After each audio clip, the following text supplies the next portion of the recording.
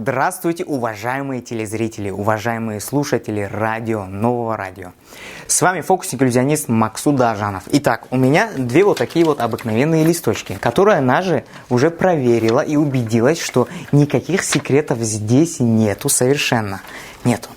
У меня есть вот такая специальная печатающая машинка, где я печатаю деньги. Смотрите внимательно, я беру вот такой вот листочек, кладу сюда вот посередине, медленно и плавно, вот таким вот образом кладу. И смотрим внимательно. Наш листочек, дорогие друзья, прямо перед вашими же глазами превращается в настоящие деньги.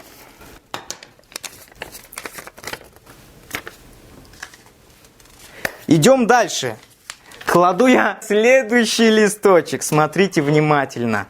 Медленно и плавно я кладу следующий листочек. И смотрите, что у нас происходит. Превращается, дорогие друзья, в $100.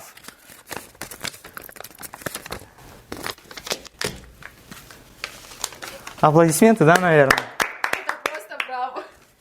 Ладно, следующий фокус, обучающий для наших уважаемых зрителей. Дорогие друзья, спасибо за то, что вы есть. Фокусы покоряют сердца миллионов фанатов, тем самым дарят любовь и веру в волшебство. И я хочу оправдать ваше доверие удивительными чудесами и желаю вам приятного просмотра. Сейчас я вас научу обыкновенному детскому фокусу.